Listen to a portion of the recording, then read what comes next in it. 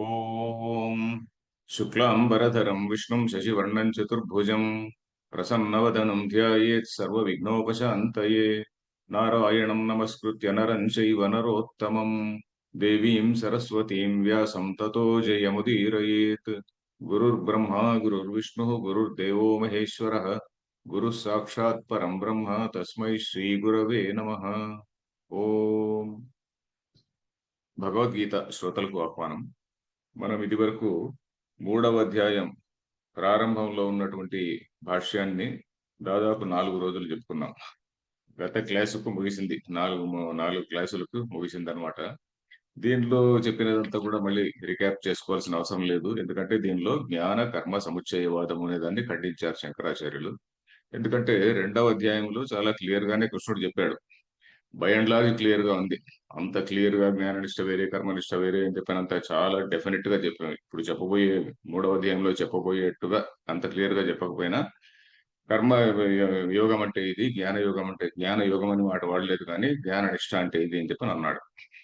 So అది దానికి కొంతమంది వేదాంతులే లేదు లేదు జ్ఞానము కర్మ రెండూ ఉండాలి అనేటువంటి పద్ధతిలో చెప్పారు. దాన్ని ఏ విధంగా శంకరాచార్యులు ఖండించాడు అని చెప్పినటువంటి దాన్ని ఖండించిన the sense we cannot agree.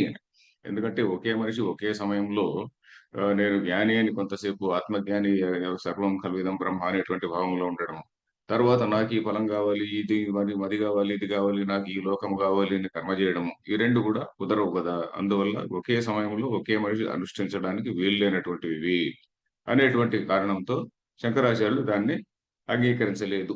ఏదో ఖండించలేడు అనేది మరి హార్ష్ వర్డ్ కావచ్చు, అంగీకరించలేదని అన్నాం. సో అక్కడికి 3-4 క్లాసులకు దాదాపు ఇది అయిపోయింది అనమాట. తర్వాత ఇప్పుడు జయసి చేత్ కర్మణస్తే అనే 10 శ్లోకం కూడా మనం చదివి, అక్కడ చదివిన తర్వాత ఒక వాక్యాన్ని కూడా చెప్పుకొని, ఆ వాక్యం కొంచెం ఏదో గజిబిజిగా ఉంటే అప్పటికి కూడా టైం అయిపోతూ వచ్చింది కాబట్టి ఇంకా మళ్ళీ అక్కడికి ఆపాము. ఇప్పుడు ఆ వాక్యాన్ని మళ్ళీ కూడా చదువుతాం. ఒక్కసారి శ్లోకం మళ్ళీ చదువుదాం. జ్యాయసి చేత్ కర్మణస్తే జ్యాయసి చేత్ కర్మణస్తే మతా బుద్ధిర్జనార్దన మతా బుద్ధిర్జనార్దన తత్ కిం కర్మణి ఘోరే మాం తత్ కిం కర్మణి ఘోరే మాం నియోజయసి కేశవ. నియోజయసి కేశవ. ఓకే, దీని ప్రతిపదార్థం చెప్పుకున్నాం, పద విభాగం చెప్పుకున్నాం, ప్రతిపదార్థం చెప్పుకున్నాము. అన్వయం కూడా చాలా సింపులే. నీకు ఒకవేళ తే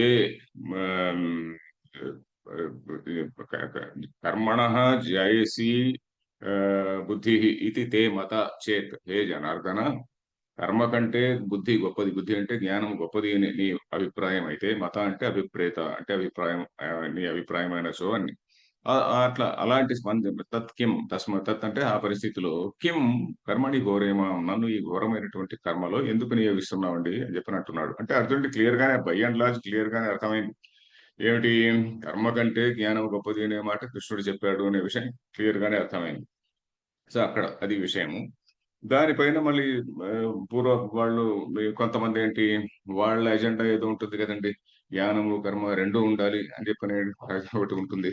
సో అలాంటి వాళ్ళు ఏదో వాళ్ళకి తగినట్టుగా ఇంటర్ప్రిటేషన్ చేశారు, దాన్ని శంకరాచార్యులు అంగీకరించలేదు. అంతవరకు వచ్చింది. ఇప్పుడు ఇది భాష్యం చదువుదాము. జాయసి శ్రేయసి చేత్ జాయసి శ్రేయసి చేత్ యది కర్మణ సకాశాత్ యది కర్మణః సకాశాత్ తే తవ మతాభిప్రేత తే తవ మతా అభిప్రేత బుద్ధి జ్ఞానం హే జనార్దన. బుద్ధిః జ్ఞానం హే జనార్దన. జాయసి, జాయసి అంటే శ్రేయస్కరం, జయాన్ అంటే గొప్ప, గ్రేటర్ అని. జాయ అనేది నపుంసకలింగము, జాయాన్ అనేది పుంలింగము, జాయసి అనేది స్త్రీలింగం. బుద్ధి అనేటువంటిది ఇప్పుడు స్త్రీలింగం కాబట్టి జాయసి అనే ఒకటి వచ్చింది. జాయసి చేత్ ఏమిటి, కర్మణ సకాశాత్ అంటే కర్మ కంటే, కర్మతో పోలిస్తే బుద్ధి అనేది ఇక్కడ తీసుకురావాలి. కర్మణ సకాశాత్ బుద్ధి జాయసి ఇది తవ మతం చేత్ అని.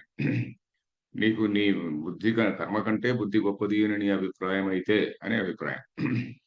హే జనార్దన, ఇక్కడికి పూర్తి కాలేదు, వాక్యం పూర్తి కాలే. యది బుద్ధి కర్మణి సముచితే ఇష్టే यदि बुद्धिकर्मणि समुचिते इष्टे తదా ఏకం శ్రేయస్సాధనమితి तदा एकं श्रेयस्साधनम् इति కర్మణో జ్యాయసి బుద్ధి ఇది कर्मणो ज्यायसी बुद्धिः इति కర్మణః అతిరిక్తకరణం బుద్ధేః कर्मणः अतिरिक्तकरणं बुद्धेः అనుపపన్నం అర్జునేన కృతం స్యాత్. अनुपपन्नम् अर्जुनेन कृतं स्यात्. ఏమిటి? యది బుద్ధి కర్మణి సముచితే ఇష్టే, ఒకవేళ బుద్ధి కర్మ ఈ రెంటి యొక్క సముచ్చయం ఇష్టమైన పక్షములో అని. యది బుద్ధి కర్మణి అనేది ద్వంద్వ సమాసం కదా, బుద్ధి ప్లస్ కర్మ బుద్ధి కర్మణి అవుతుంది. బుద్ధి కర్మణి సముచితే ఇష్టే, ఎవరికి? కృష్ణుడికి, భగవత ఇష్టే అని. యది బుద్ధి కర్మణి సముచితే భగవత ఇష్టే అని, భగవంతుడికి ఒకవేళ బుద్ధి కర్మలు రెండు కూడా సముచితం చేయడము ఇష్టమైతే తదా ఏకం శ్రేయస్సాధనమితి, ఆ రెండు కలిపి ఒకటే శ్రేయస్సాధనం అవుతుంది కదా. ఇప్పుడు సముచ్చయం అనే దాన్ని మనం ఎలా అర్థం చేసుకోవాలంటే, ఒకటి లేనిది ఇంకోటి పనిచేయదు. అలాగే ఇప్పుడు ఏదో ఉదాహరణకి కెమికల్ కాంపౌండ్ ఆలోచన చేస్తుంటే గుర్తొచ్చింది. ఒక కెమికల్ కాంపౌండ్ లో రెండు కాంపోనెంట్స్ ఉంటాయి అనుకోండి. ఆ రెండు కాంపోనెంట్స్ కూడా ఉంటే తప్ప ఆ ఫైనల్ ప్రోడక్ట్ రాదు. రెండు ఉంటే తప్ప ఫైనల్ ప్రోడక్ట్ రాదు. ఉంటే ఒకటే దాన్ని ఏమంటాం, కాంపోనెంట్ అంటామా ఏమంటాం మర్చిపోయాను. సో ఆ ఒకటే ఉంటే రాదన్నమాట, ఏది ఆ ఫైనల్ ప్రోడక్ట్ రాదు. సో ఆ విధంగా బుద్ధి ప్లస్ కర్మ ఈ రెండు కూడా అవసరము అని సముచ్చయవాది యొక్క నిర్ణయం. ఒక జ్ఞానం ఒకటే చాలదు, ఒక కర్మ ఒకటే చాలదు, రెండు ఉండి తీరాలి అని చెప్పని వాడి వాదం.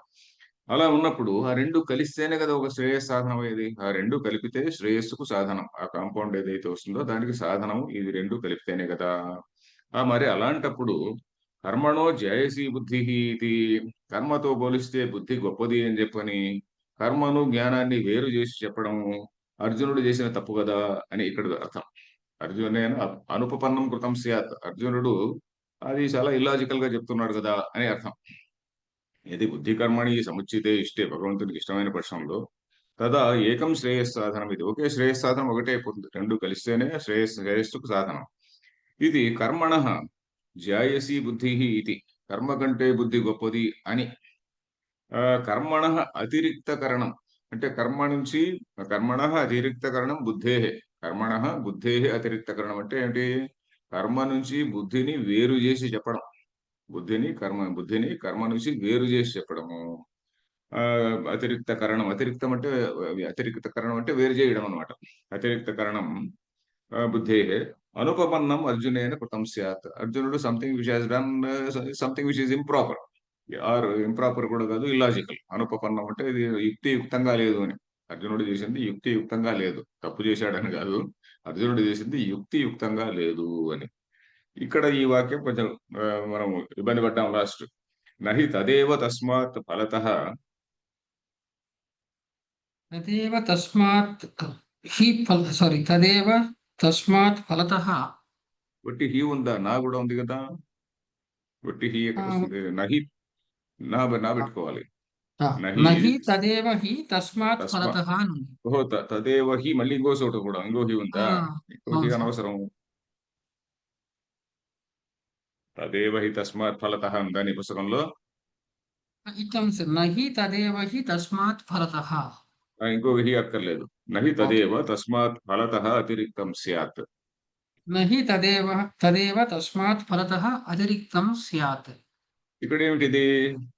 ఒక తదేవ అనే చోట తత్ దేనికి రెఫర్ చేస్తుంది అనేది అక్కడ ఆనందగిరి వ్యాఖ్య చూస్తే తెలిసింది. ఆనందగిరి కామెంటరీ శంకరాచార్యులు భాష్యం అక్కడక్కడ ఎంత టర్స్ గా ఉంటుందంటే అక్కడక్కడ చాలా బాగుంటుంది. గొప్ప గొప్ప విషయాలు చెప్పేటప్పుడు చాలా హ్యాపీగా వెళ్ళిపోతూ ఉంటుంది. ఈ చిన్న వాక్యంలో ఎక్కడో ఒక చోట చాలా టర్స్ గా చెప్పింటాడు, చాలా సింపుల్ గా ఆయన మైండ్ లో ఆ ఫ్లోలో చెప్పేసి ఉండవచ్చు. నహి తదేవ, ఇక్కడ తత్ అనేది దేనికి రెఫర్ చేస్తుంది? అంతకు ముందు వాక్యంలో చెప్పినటువంటి బుద్ధి. బుద్ధి అంటే జ్ఞానం. ఇది కర్మణ అతిరిక్త కరణం బుద్ధే అని చెప్పని, కర్మ నుంచి బుద్ధిని వేరు చేయడం అని చెప్పని బుద్ధి గురించి మాట్లాడాడు కదా. అది అక్కడ ఆ తత్ అంటే అక్కడికి రావాలన్నమాట. అది అక్కడ విషయం. తత్ అనే చోట జ్ఞానం అని రాసుకోండి. నహి తదేవ అంటే జ్ఞానం. తస్మాత్ ఫలతః అంటే ఫలం ఇచ్చేటువంటి విషయంలో వాడి ఉద్దేశంలో సముచ్చయవాది పక్షంలో ఏమిటి? ఈ రెండు కలిస్తేనే మోక్షం వస్తుంది అని కదా. ఫలం ఏమిటి అక్కడ? మోక్షం. ఈ రెండు కలిస్తేనే ఫలం వస్తుంది. ఏమిటా ఫలం? మోక్షము. మరి అలాంటప్పుడు ఒక జ్ఞానం మాత్రమే తస్మాత్ ఫలతః అంటే ఏమిటి? ఫలం ఇచ్చే విషయంలో ఇంకో ఫలతః అతిరిక్తం స్యాత్ నహి అతిరిక్తం నహి స్యాత్. అతిరిక్తం అంటే శ్రేష్టమైనటువంటిది కాదు కదా! ఇప్పుడు 2 కలిస్తేనే ఒక ఫలాన్ని ఇస్తుంది అని ఒకవైపు చెప్తూ చెప్పినప్పుడు నీ ఉద్దేశమైనప్పుడు, మరి ఒక జ్ఞానం ఒకటే నువ్వు దాన్ని సుపీరియర్ అని చెప్తున్నావు గదా! జ్ఞానాన్ని వేరు జేసి, కర్మ కంటే జ్ఞానాన్ని వేరు జేసి, అది గొప్పది అని అంటున్నావు గదా! మరి అలాంటప్పుడు అది శ్రేష్టం అది సరికాదు గదా! అని. నహి తదేవ అంటే జ్ఞానమేవ ఫలతః అంటే ఫల విషయంలో తస్మాత్ ఫలతః దాని యొక్క ఫల విషయంలో అతిరిక్తం అతిరిక్తం అనేది ఇక్కడ నహి, నహి అనేది ఇక్కడ అప్లై అవుతుంది కదా!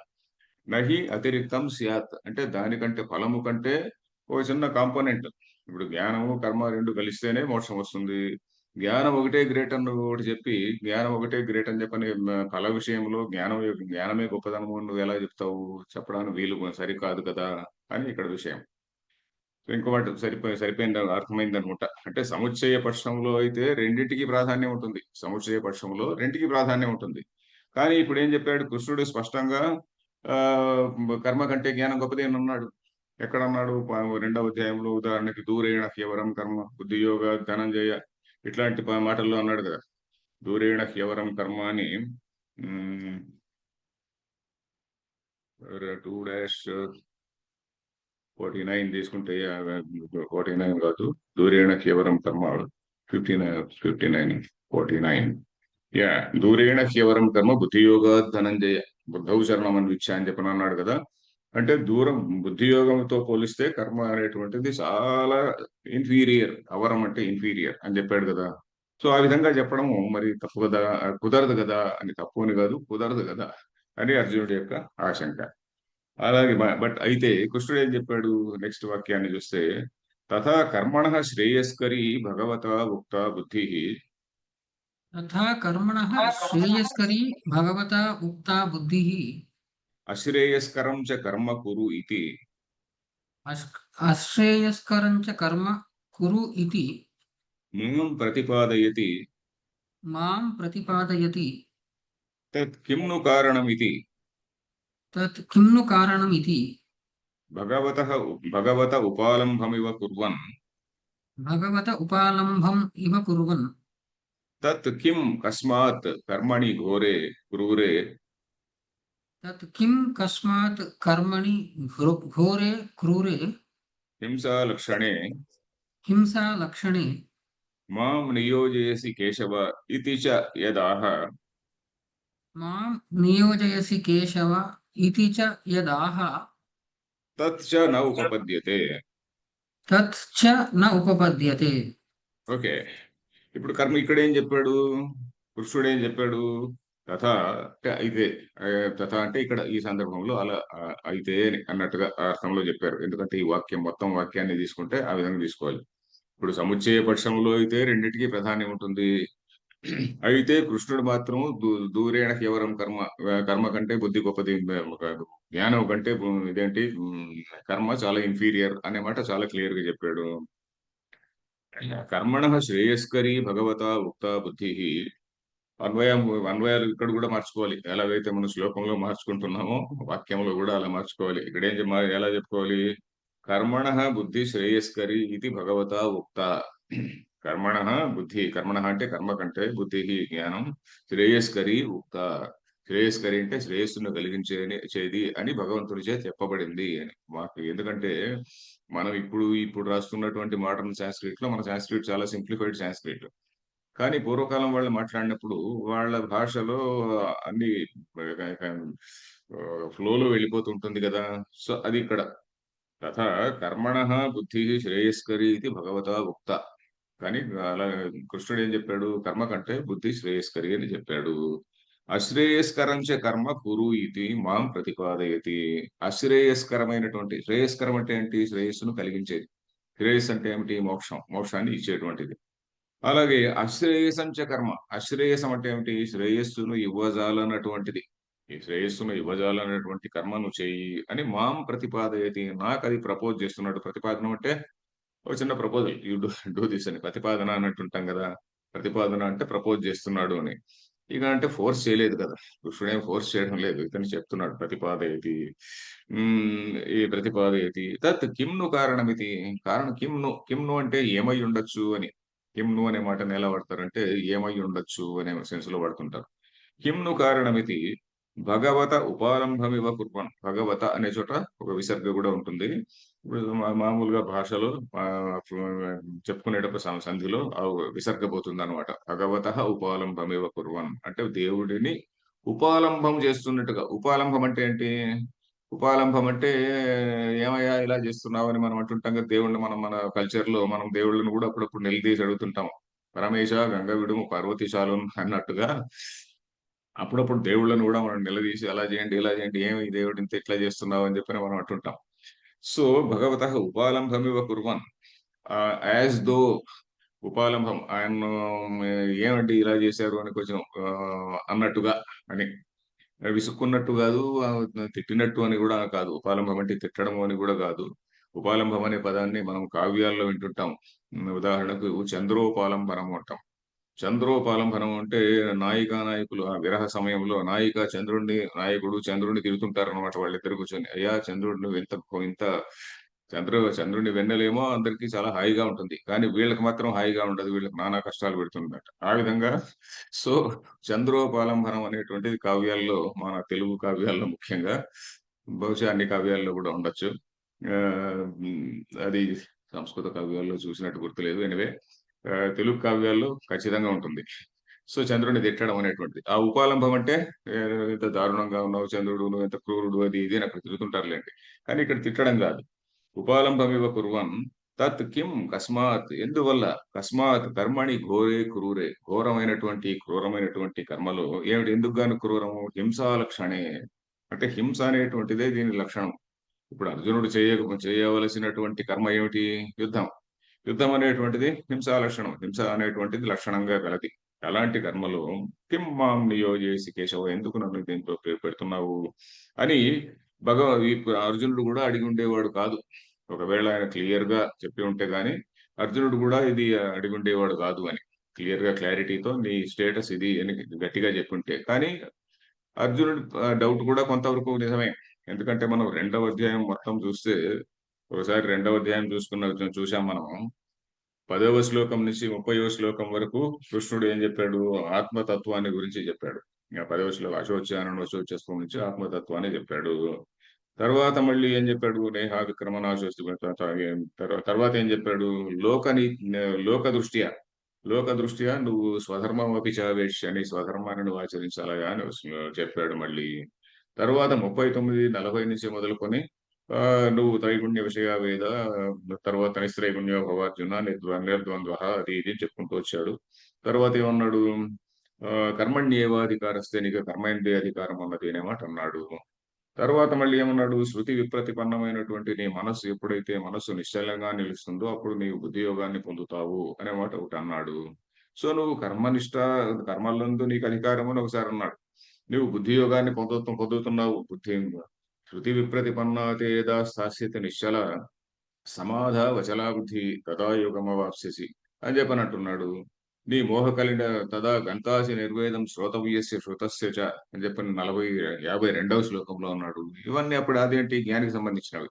సో యోగాన్ని చెప్పాడు, జ్ఞానాన్ని చెప్పాడు. అంటే కృష్ణుడి ఉద్దేశంలో ఏమిటి? కృష్ణుడు క్లియర్ గానే ఆయన మైండ్ లో క్లియర్ గానే ఉంది. ఏమిటి కృష్ణుడు అరే నువ్వు మొట్టమొదట కర్మయోగం చేయాలయ్యా, దాని తర్వాత నువ్వు జ్ఞాన యోగంలోకి వస్తావు అని. అప్పుడు అర్జునుడు దాన్ని పట్టుకొని స్థిత ప్రజ్ఞస్య కా భాష బుద్ధి స్థితంగా ఉన్నటువంటి వాడి యొక్క నిర్వచనం ఏమిటి? ఎలా ఉంటాడు అంటే ఆ స్థిత ప్రజ్ఞుడిని గురించి చెప్తూ 55వ శ్లోకం నుంచి 72వ శ్లోకం వరకు చిట్ట చివరి వరకు ఆ విధంగా చెప్పాడు. సో అర్జునుడి దృష్టికోణంలో కొంతవరకు అర్జునుడు జస్టిఫైడే. ఎందుకంటే కృష్ణుడు మొట్టమొదట కర్మయోగం చేయమన్నాడు. తర్వాత నువ్వు ఈ విధంగా నువ్వు ఉంటే గాని నీకు జ్ఞానం వస్తుంది అనే మాట కూడా అన్నాడు. సో ఇది ఏమిటి నాకు ఏదో ఒకటి గట్టిగా ఖచ్చితంగా చెప్పుకునేటువంటి మాట. అది క్లియర్‌గా అప్రోప్రియేట్ అన్నమాట. సో అది ఇక్కడ విషయం. కస్మాత్ కర్మణి ఘోరే మాం నియోజయతి యదా తచ్చ నోపపద్యతే. ఒకవేళ నిజంగానే కృష్ణుడు అలా చెప్పి ఉంటే గాని. తరువాత నెక్స్ట్ లైన్. అథ స్మార్తేన ఏవ కర్మణ అథ స్మార్తేన ఏవ కర్మణా సముచ్చయః సర్వేషాం భగవతా ఉక్తః సముచ్చయః సర్వేషాం భగవతా ఉక్తః అర్జునేన చ అవధారితః చేత్ అర్జునేన చ అవధారితః చేత్ తత్ కిం కర్మణి ఘోరే మాం నియోజయసి తత్ కిం కర్మణి ఘోరే మాం నియోజయసి ఇత్యాది కథం యుక్తం వచనం. ఇత్యాది కథం యుక్తం వచనం. ఓకే. ఇక్కడ ఇక్కడ మళ్ళీ ఇదాన్ని పట్టుకొచ్చాడు. ఏది సముచ్చయాన్ని పట్టుకొచ్చాడు. స్మార్తేనైవ కర్మణ సముచ్చయః సర్వేషాం భగవతః ఉక్తః. సర్వేషాం అందరి జనులకు కూడా భగవతః భగవంతుని చేత ఏమిటి స్మార్తేన ఏవ కర్మణ అని సముచ్చయయుక్తః. ఈ సముచ్చయవాదాన్ని ఆ 3 రోజులు 4 రోజులు మనం చూసినప్పుడు ఏం చూసాము? శ్రౌత కర్మతో సరిపోతే పోన్లే స్మార్త కర్మతోనైనా సముచ్చయం ఉండని అని చెప్పని ఎందుకు తీసుకోకూడదు అనే ఒక వాదం వచ్చింది. అక్కడ స్మార్త కర్మతో కూడా సముచ్చయం లేదండి అని చెప్పారు. దాన్నే మళ్ళీ ఖండిస్తున్నాడనమాట. ఒకవేళ అంటే ఒకవేళ స్మార్త కర్మతో సముచ్చయము చెప్పి ఉన్నా కూడా అర్జునుడు ఇలా అడిగి ఉండేవాడు కాదు అని. స్మార్త కర్మతో సముచ్చయము చెప్పి ఉన్నా కూడా అర్జునుడు ఈ విధంగా అడిగి ఉండేవాడు కాదు. ఏమిటి కిం కర్మణి ఘోరే మాం నియోజయసి ఇది. ఎందుకంటే నేను స్మార్త కర్మ నువ్వు చేసి తీరాలి అని ఒకసారి చెప్పిన తర్వాత మళ్ళీ మళ్ళీ ఎందుకు అడుగుతాడు? సో అది విషయం. స్మార్తేన ఏవ కర్మణ సముచ్చయః సర్వేషాం భగవతః ఉక్తః అర్జునేన చ అవధారితః. అర్జునుడి చేత కూడా అది బాగా అర్థం చేసుకోబడింది. అవధారితః అంటే అర్థం చేసుకోబడింది. అవధారణం అంటే అర్థం చేసుకోవడం. అవధారితః అంటే అర్థం చేసుకోబడింది. కృష్ణుడు చెప్పిన మాట అర్థం చేసుకోబడినట్లయితే అలాంటప్పుడు కిం కర్మణి ఘోరేం మాం నియోజయసి ఇత్యాది కథం యుక్తం వచనం. మళ్ళీ ఎందుకు అడుగుతాడు? ఒకసారి గట్టిగా చెప్పిన తర్వాత కిం కర్మ మళ్ళీ ఘోరమైనటువంటి కర్మలో నన్ను ఎందుకు నియోగిస్తున్నావు అని ఎందుకు చెప్తాడు? అది. అంటే దాని అర్థం ఏంటి? ఓవరాల్ మీనింగ్ ఏమిటి? సముచ్చయం చెప్పనే లేదు అని. సముచ్చయం కృష్ణుడు చెప్పనే లేదు. పోతే కృష్ణుడు డెఫినెట్ గా ఇది జ్ఞాననిష్ట, ఇది కర్మనిష్ట. ఆ జ్ఞాననిష్టకు నీవు ఇంకా ఎలిజిబుల్ కాదు. నువ్వు కర్మనిష్టకే ఎలిజిబుల్. అది కూడా చెప్పాడు. కొంచెం ఒక మాటలో చెప్పాడు. కానీ దాని తర్వాత మళ్ళీ ఏం చెప్పాడు? నువ్వు ఇలా చేస్తే నువ్వు జ్ఞాననిష్టకి వెళ్తావు. ఇలా చేస్తే జ్ఞాననిష్టకి వెళ్తావు అని అన్నాడు. సో దాంతో అర్జునుడికి కొంచెం కన్ఫ్యూజన్ లో పడ్డాడు. అది విషయం. తర్వాత నెక్స్ట్ శ్లోకం. కించ కించ వ్యామిశ్రేణేవ వాక్యేన వ్యామిశ్రేణేవ వాక్యేన బుద్ధిం మోహయసీవ మే బుద్ధిం మోహయసీవ మే తదేకం వద నిశ్చిత్య తదేకం వద నిశ్చిత్య ఏన శ్రేయోహమాప్నుయాం. ఏన శ్రేయోహమాప్నుయాం. ఇక్కడ పద విభాగం తీసుకుంటే వ్యామిశ్రేణ ప్లస్ ఇవ వ్యామిశ్రేణేవ. వ్యామిశ్రేణ మిశ్రమం అంటే తెలుసు కదా మనకు. మిశ్రమం అంటే కలవటం. వ్యామిశ్రేణం అంటే మిశ్రమానికి ఇంకా మిశ్రమం అనే దానికి 2 ఉపసర్గలు చేరాయి. వి ప్లస్ ఆ వి ప్లస్ ఆ ప్లస్ మిశ్రణం వ్యామిశ్రణం అయిపోయింది. అంటే పూర్తిగా కలగాపులగంగా పూర్తిగా సంకీర్ణంగా కలగాపులగంగా అనేది మరీ లోకల్ తెలుగు. పూర్తిగా సంకీర్ణంగా పూర్తిగా పూర్తిగా అది ఇది కలిసిపోయినట్టుగా అని. వ్యామిశ్రేణ ఇవ కలిసిపోయిందా అన్నట్టుగా. అర్జునుడు నేరుగా అక్యూజ్ చేయడం లేదు. కలిసిపోయిందా పూర్తిగా అటు 2 కలిసిపోయినట్టుగా కలిసిపోయినట్టుగా చెప్పినావా అన్నట్టుగా అని. వాక్యేన అలాంటి మాటలతో, వాక్యం అంటే అలాంటి మాటలతో బుద్ధిం మోహయసి ఇవ 2 చోట్ల ఇవ వచ్చింది చూడు. వ్యామిశ్రేణ ఇవ బుద్ధిం మోహయసి ఇవ నా బుద్ధిని మోహింపజేస్తున్నావా అన్నట్టుగా అని. నా బుద్ధిని మోహింపజేస్తున్నావా అన్నట్టుగా చెప్తున్నావయ్యా. బుద్ధిం మోహయసి ఇవమే నా బుద్ధిని మోహింపజేస్తున్నావా అన్నట్టుంది. తర్వాత తద్ ఏకం వద. తత్ అంటే తయోహో ఆ రెండింటిలో అని. శంకరాచార్యులు దీనికి తత్ అనే దానికి తయోహ అని రాశారు. తత్ అంటే తయోహ ఆ రెండింటి మధ్యలో. ఏకం వద నిశ్చిత్య బాగా నిశ్చయంగా నిర్ధారణ చేసి ఏకం వద ఒకటి చెప్పు. ఏన అంటే బై విచ్ దేని చేతనైతే శ్రేయ అహం ఆప్నుయాం అహం నేను ఆప్నుయాం శ్రేయస్సును పొందగలను. దేని చేతనైతే నేను శ్రేయస్సును పొందగలను ఆ ఒక్కదాన్ని గురించే చెప్పండి అని ఇక్కడ విషయం. కర్మను జ్ఞానాన్ని రెండింటిని కూడా కలిపివేసి చెప్పినట్టుగా నీ మాటలు ఉన్నాయి.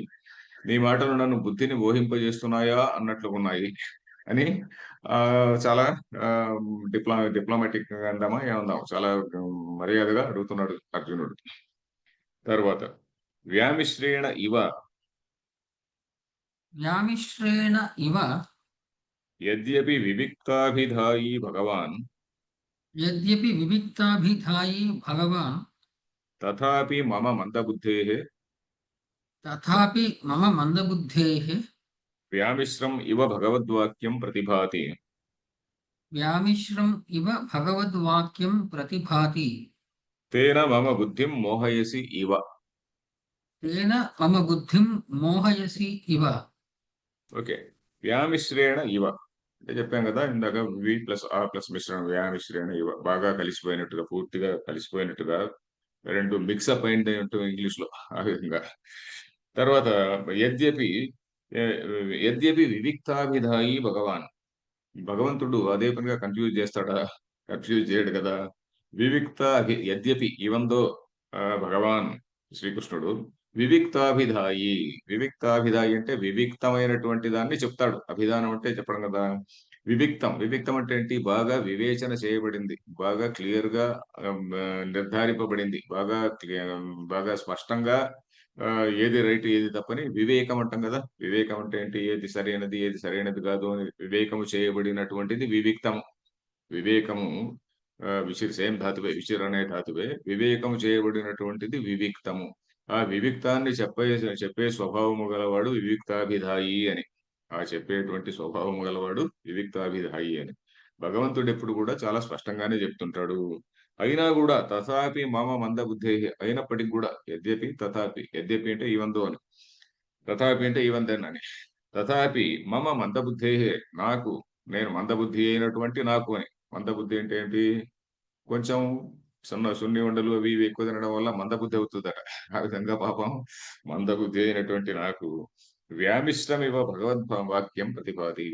భగవద్వాక్యం అంటే మీరు చెప్పినటువంటి భగవంతుడు చెప్పినటువంటి మాట నాకు ఏ విధంగా అనిపిస్తున్నది? ప్రతిభాతి అంటే it appears before me, it shines before me. భా అంటే ప్రకాశం కదా, ప్రతిభాతి అంటే నాకు ఆ విధంగా తోస్తున్నది అని అంతే. నా ఎదురుగా ఆ విధంగా షైన్ అవుతున్నది అని కాదు, ఆ విధంగా తోస్తున్నది. ఏ విధంగా? వ్యామిశ్రం ఇవ రెండు కూడా కలిసిపోయినట్టుగా నాకు నాకు తోచుతున్నది ఆ విధంగా. తేన మమ బుద్ధిం మోహయసీవ అందువల్ల మమ బుద్ధిం మోహయసీవ అందువల్ల నా బుద్ధిని నువ్వు మోహింపజేస్తున్నావా అన్నట్టుగా నాకు అనిపిస్తున్నది అని ఒక విధంగా అపాలజెటిక్ గా కృష్ణుడు అర్జునుడు మాట్లాడుతున్నాడు. తనకు అర్థం కాలేదు అనే విషయాన్ని చెప్పడానికి. తర్వాత మమ బుద్ధి వ్యామోహ అపనయనాయ హి ప్రవృత్తః. మమ బుద్ధి వ్యామోహ అపనాయాయ హి ప్రవృత్తః. అపనయాయ ఆ, అపనయాయ నయనాయ అని చెప్పాను అపనయాయ. నేను, నయనాయ కాదు అపనయాయ. అపనయాయ హి ప్రవృత్తః త్వం తు కథం మోహయసి త్వం తు కథం మోహయసి అతో బ్రవీమి అతో బ్రవీమి. బుద్ధిం మోహయసి ఇవ మే మమ ఇతి. బుద్ధిం మోహయసి ఇవ మే మమ ఇతి. మమ బుద్ధి వ్యామోహ అపనయాయ. అపనయనాయ రెండు ఒకటేలేండి. అపనయనం, అపనయనం అంటే తొలగించడం. అపనయనాయ అని కూడా అనొచ్చు. అపనయాయ అనే మాట ఇంకొక నా తీసేసి అపనయాయ అనుంది. మీ పుస్తకంలో ఏముంది? నయాయ అనుందా నయనాయ అనుందా? అపనయాయ. ఓకే. మమ బుద్ధి వ్యామోహ అపనయాయ. నాకు ఆల్రెడీ బుద్ధి వ్యామోహం ఉన్నది. ఏమిటి? యుద్ధం చేయాలన్నా వద్దా? ఇంత ధర్మ యుద్ధమా కాదా? లేక పాపం వస్తుందా ఏమిటి అని చెప్పి వ్యామోహం మొదట్లోనే ఉంది. నా బుద్ధి వ్యామోహాన్ని తొలగించడానికి నువ్వు పూనుకున్నటువంటి వాడు. ప్రవృత్త అంటే పూనుకున్నటువంటి వాడు. ఒక పని చేయడానికి పూనుకోవడానికి ప్రవృత్త అంటాం కదా. నా బుద్ధిని మన బుద్ధిలో ఉన్నటువంటి వ్యామోహాన్ని తొలగించడానికి నువ్వు కొనుక్కున్నావు కదా. అలాంటి వాడు త్వంతు కథం మోహయసి నన్ను ఎలా మోహపెడతావు? నా బుద్ధిని ఎలా మళ్ళీ మోహంలో పడేస్తావు? మోహం అంటే ఏంటి? ఉన్న విషయాన్ని సరిగా చూడలేకపోవడం మోహం. అంటే ఏమిటి? ముహు వైచిత్యే అంటే ఉన్నది వస్తువు ఒకటైతే దాన్ని సరిగా చూడలేకపోవడం అది మోహం అంటాం. తర్వాత అతో కథం మోహయసి అతో బ్రవీమి అతః బ్రవీమి ఐఎమ్ టెలింగ్ బుద్ధిం మోహయసి ఇవ. నా బుద్ధిని మోహపెడుతున్నావా అన్నట్టుగా. మోహయసి ఇవ మే మమ ఇది. నా బుద్ధిని మోహపెడుతున్నావా అన్నట్టుగా ఉన్నది అని. తర్వాత ఇక్కడ మళ్ళీ దీన్ని పట్టుకొచ్చారు ఏమిటి ఆ, జ్ఞాన కర్మ సముచ్చయ పదాన్ని. త్వం తు భిన్న కర్తృకయో జ్ఞాన కర్మణో వంతు భిన్నకర్తృకయోः జ్ఞానకర్మణోः ఏకపురుషానుష్ఠానా సంభవం యది మన్యసే ఏకపురుషానుష్ఠానసంభవం యది మన్యసే తత్ర ఏవం సతి తత్ర ఏవం సతి తత్ తయోః ఏకం బుద్ధిం కర్మ వా ఇదమేవ అర్జునాయ యోగ్యం.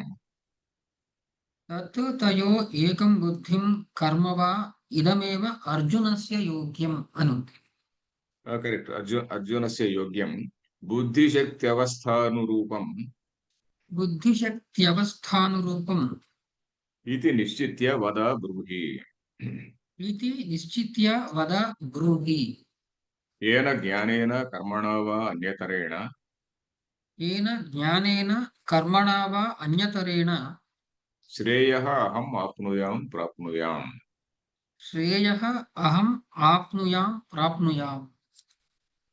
ఓకే. త్వం తు భిన్న కర్తృకయోః జ్ఞానకర్మణోః ఏకపురుషానుష్ఠాన అసంభవం యది మన్యసే. ఒకవేళ నీవు ఈ విధంగా భావిస్తే, యది మన్యసే అంటే ఏమిటి? నీవు ఈ విధంగా భావిస్తే ఏమిటి? భిన్న కర్తృకయో జ్ఞాన కర్మణో. జ్ఞానము కర్మ ఈ రెండింటిని కూడా ఈ రెండు కూడా భిన్న కర్తృకములు అంటే ఏమిటి? వేరు వేరు వ్యక్తులు చేయగలిగినటువంటి విషయాలు అని. జ్ఞాన కర్మణో భిన్న కర్తృకయో ఏకపురుష అనుష్ఠాన సంభవం ఇది మన్యసే. ఈ భిన్న కర్తృకములైనటువంటి జ్ఞానము కర్మలు వీటిని వేరు వేరే వ్యక్తులు చేయగలిగినటువంటివి. అంటే ఓ జ్ఞాననిష్టలో ఉండేటువంటి వాళ్ళు వేరే, కర్మనిష్టలో ఉండాల్సినటువంటి వాళ్ళు వేరే అని ఈ రెండు కూడా ఏకపురుష అనుష్ఠాన అసంభవం. ఒకే వ్యక్తి ఒకే సమయంలో చేయడానికి అనుష్ఠించడానికి అనుష్ఠాన అసంభవం అంటే అది ఇంపాసిబిలిటీ. యది మన్యసే ఒకవేళ నీవు అంగీకరిస్తే అని. యది మన్యసే తత్ర ఏవం సతి అలాగైతే తత్ర ఏవం సతి తత్ తయోః తదేకం వద నిశ్చిత్య అని రెండవ పదానికి రెండవ వాక్యానికి తద్ ఏకం వద తయోః ఏకం ఏదో ఒక దాన్ని చెప్పు. ఏమిటి? బుద్ధిం కర్మవా ఇదమేవ అర్జునస్య యోగ్యం.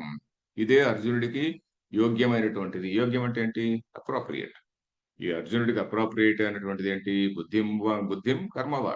బుద్ధి అయినా చెప్పు, జ్ఞానమైనా చెప్పు, కర్మ అయినా చెప్పు. ఈ రెండులో నాకు ఏది యోగ్యమైనదో చెప్పు. కర్మవా యోగ్యం. బుద్ధి శక్తి అవస్థాను రూపం. బుద్ధి శక్తి అవస్థ మూడు చెప్పారు ఇక్కడ. బుద్ధి అంటే ఏమిటి? ఇతను జ్ఞానము అనేటువంటి స్టేజ్కి ఎలిజిబులా కాదా? తర్వాత శక్తి దానికి ఆ జ్ఞాననిష్టలో ఉండడానికి శక్తి ఉన్నదా, లేక కర్మనిష్టలో ఉండడానికి శక్తి ఉన్నదా? రైట్ నౌ జ్ఞాననిష్టలో ఉండడానికి శక్తి ఇంకా రాలేదు. ఎందుకంటే అర్జునుడు ఇంకా ఇంద్రియ నిగ్రహము, ఆత్మ సంయమము ఇట్లాంటివన్నీ తర్వాత చిత్తశుద్ధి ఇవన్నీ కూడా ఆ లెవెల్లోకి ఇంకా పోలేదు. దాని తర్వాత బుద్ధి శక్తి అవస్థ. అవస్థ అంటే ఏమిటి? ఇతని పరిస్థితి ఇప్పుడు ఉన్నటువంటి పరిస్థితి ఏమిటి? ఇప్పుడు ఉన్నటువంటి పరిస్థితి యుద్ధ భూమిలో ఉన్నాడు, క్షత్రియుడు. తర్వాత సైన్యాన్ని అతన్ని కూడా మొబిలైజ్ చేసుకొని వచ్చాడు. ఆయన ఊరికే ఏం రాలేదు.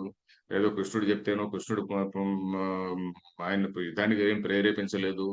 కృష్ణుడిని వీళ్ళందరినీ కూడా వాళ్లే ప్రేరేపించుకొని తర్వాత విరాట రాజు కూతుర్ని అర్జునుడి కొడుకు పెళ్లి చేసుకున్న తర్వాత అక్కడ కూర్చొని వాళ్ళందరూ కూడా రకరకాలైనటువంటి రాజులకి, దేశంలో ఉన్న రాజులందరికీ కూడా ఇన్విటేషన్స్ పంపి మా తరపున మీరు రావాలి, మా తరపున రావాలి అని. తర్వాత మెసెంజర్స్ ని పంపి తర్వాత కృష్ణుడి దగ్గరికి అర్జునుడే వెళ్ళి ఇవన్నీ చేశాడు కదా. అది ఆయన యొక్క స్థితి. ఎవడి స్థితి? అర్జునుడి యొక్క స్థితి. స్థితి అంటే అవస్థ.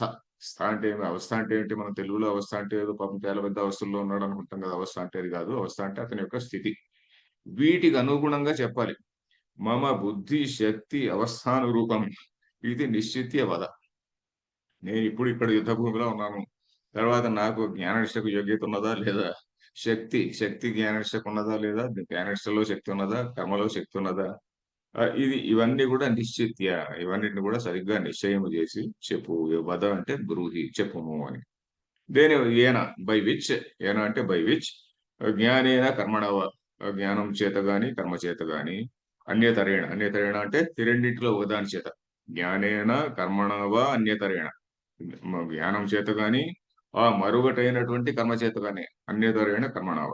జ్ఞానం చేత గాని, ఆ ఇంకొకటైనటువంటి కర్మ చేత గాని, అహం శ్రేయః ఆప్నుయాం, నేను శ్రేయస్సును పొందగలను అని అంటున్నాడు. ఒకవేళ నీకు ఈ జ్ఞానము, కర్మ భిన్న కర్తృకములు అనేటువంటిది నీ అభిప్రాయం అయితే, నా శక్తి ఏమిటి? నా బుద్ధి ఏమిటి? నా యొక్క స్థితి ఏమిటి? నా పొజిషన్ నేనిప్పుడు నా సిట్యుయేషన్, అవస్థ అంటే సిట్యుయేషన్ అందాం, లేదా ఇట్స్ బెటర్ వర్డ్. అవస్థ అంటే స్థితి అనే దానికంటే సిట్యుయేషన్ అనుకోవడం బెటర్. ఓకే. ఇది నిశ్చిత్య వద బ్రూహి. ఇది చదివేశారు సార్ మనం. సార్ ఏమండి? ఇది చదివాం చదివాం చదివేశాము. ఆ, చదివాం అదే అదే నేను ఇక్కడ నోట్ చేసుకున్నా అంతే సిచ్యువేషన్. ఎందుకంటే ఒకసారి సరైనటువంటి పదం వస్తే నోట్ చేసుకోవడం బెటర్. ఏన బై విచ్ జ్ఞానేన కర్మణావ అన్యతరేణ శ్రేయహం ఆప్నుయాం. తర్వాత నెక్స్ట్ లైన్. యది హి కర్మనిష్టాయాం గుణభూతమపి జ్ఞానం భగవత ఉక్తం స్యాత్ యది హి కర్మనిష్టాయాం గుణభూతమపి జ్ఞానం భగవతా ఉక్తం స్యాత్ తత్ కథం తయోః ఏకం వద ఇతి. తత్ కథం తయోః ఏకం వద ఇతి. ఏకవిషయ ఏవ అర్జునస్య శుశ్రూషా స్యాత్. ఏకవిషయా ఏవ అర్జునస్య శుశ్రూషా స్యాత్. ఇక్కడ మళ్ళీ ఈ సముచ్చయవాదాన్ని మళ్ళీ ఖండిస్తున్నాడు. ఒకవేళ కర్మనిష్టను ఏదో విధంగా, కర్మను జ్ఞానాన్ని ఏదో విధంగా ఇది ఇంపార్టెంట్ కాంపోనెంట్ అయ్యా, ఇది కొద్దిగా స్లైట్లీ అన్ఇంపార్టెంట్ కాంపోనెంట్, ఈ రెండు కలిపి చేయాలి అని చెప్పడం ఆ విధంగానైనా చెప్పి ఉంటేనే.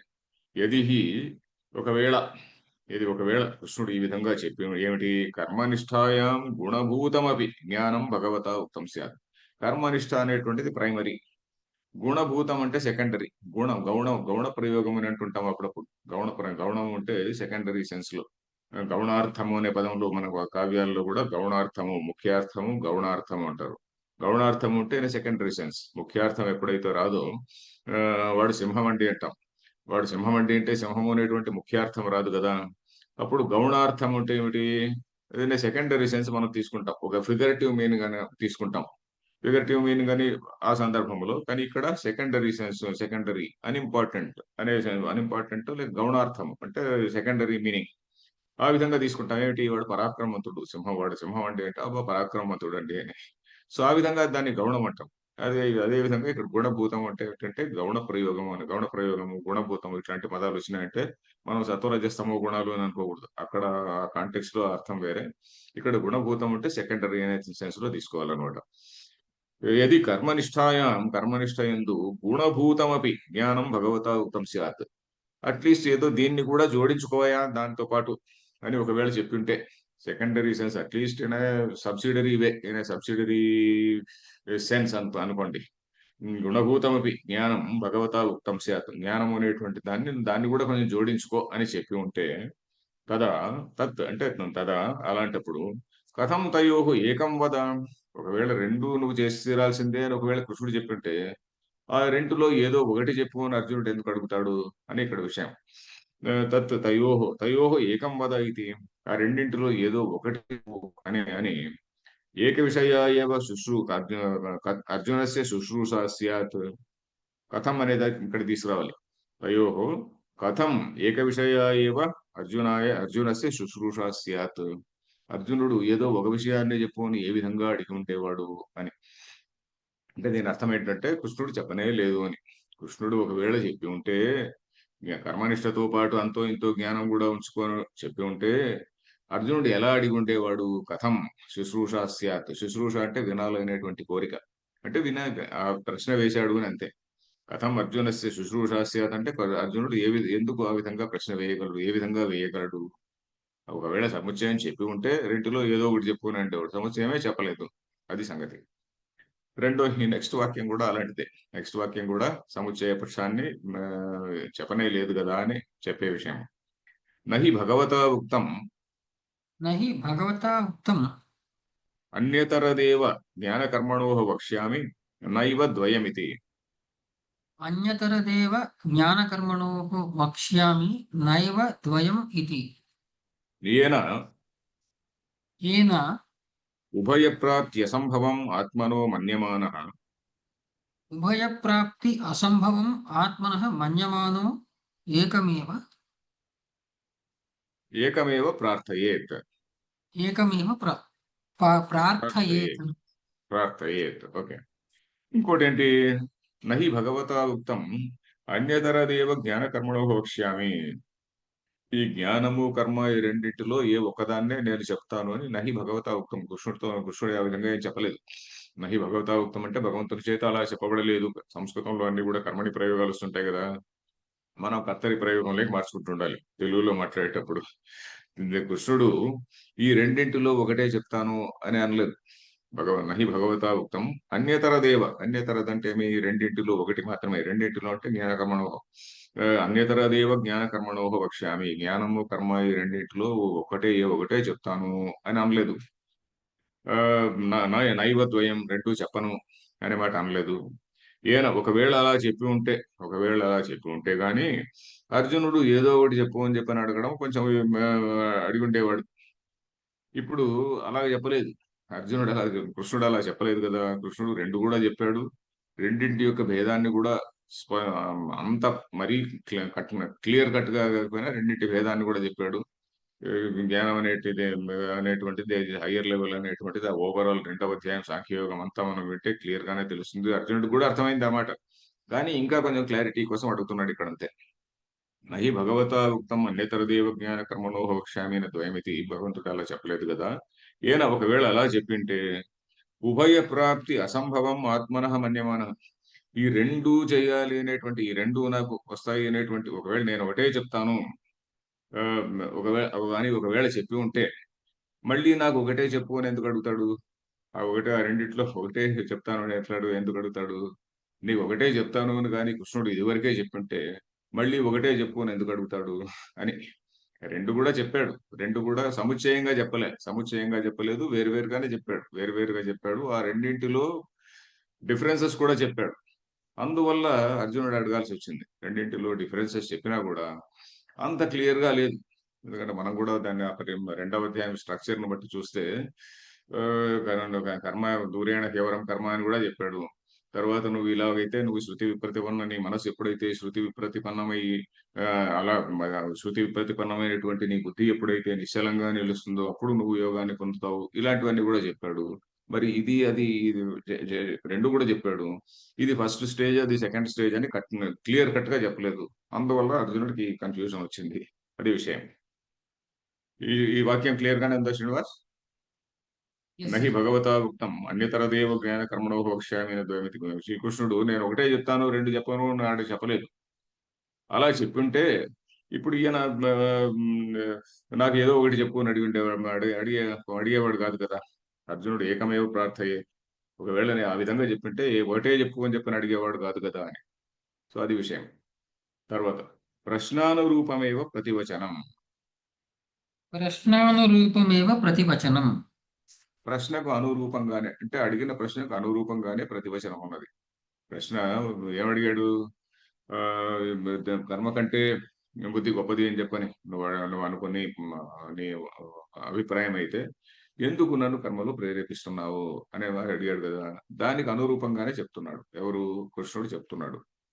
తర్వాత ఈ శ్లోకం చదువుదాం ఒకసారి. ఓకే. శ్రీ భగవానువాచ శ్రీ భగవానువాచ.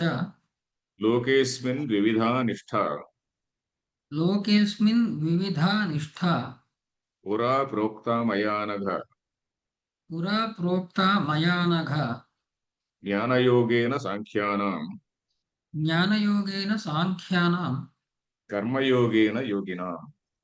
కర్మయోగేన యోగినాం. ఇక్కడ నుంచి ఇంకా చాలా క్లియర్ గా ఉంటుంది. ఇక్కడ మధ్యలో ఏదో ఒకటి రెండు సార్లు మళ్ళీ కొంచెం అట్లా ఈ జ్ఞాన కర్మ సముచ్చయం గురించి ఒకటి రెండు వాక్యాలు వస్తాయి కానీ బై అండ్ లార్జ్ స్మూత్ గానే ఉంటుంది. లోకే అస్మిన్, అస్మిన్ లోకే ఈ లోకములో ద్వివిధ నిష్ఠ ఇక్కడ క్లియర్ గా చెప్తున్నాడు. పురా ప్రోక్త ముందు సర్గాదవు అంటే సృష్టి ప్రారంభంలో నేను చెప్పాను అని. పురా ప్రోక్త సర్గ ఆరంభంలో నేను చెప్పాను. మయా అనగా ఏ పాపరహిత. అనఘ అంటే ఏమిటి? పాపము లేనటువంటి వాడు. నా ప్లస్ అఘం అంటే పాపం. అఘము లేనటువంటి వాడు అనఘుడు. నా ప్లస్ అఘహ అనఘ అని. తర్వాత జ్ఞానయోగేన సాంఖ్యానం, సాంఖ్యులకు జ్ఞానయోగము. కర్మయోగేన యోగిన, కర్మయోగం అనేటువంటిది యోగులకు. యోగులకు ఉంటే కర్మయోగులకు అని. కర్మయోగి అన యోగినాం. యోగిన అంటే ఏమిటి? కర్మలతో కర్మలు చేస్తున్నటువంటి వారికి అనే సెన్స్‌లో. సో, ఇక్కడ ఈ టైం అయిపోయింది. ఇక్కడికి ఆపుదాం. నెక్స్ట్ క్లాస్‌లో ఈ శ్లోకం మళ్ళీ చెప్పుకుందాం. ఓం పూర్ణమదః పూర్ణమిదం పూర్ణాత్ పూర్ణముదచ్యతే పూర్ణస్య పూర్ణమాదాయ పూర్ణమేవావశిష్యతే. ఓం శాంతి శాంతి శాంతిః. ధన్యవాదాలు ఆచార్య.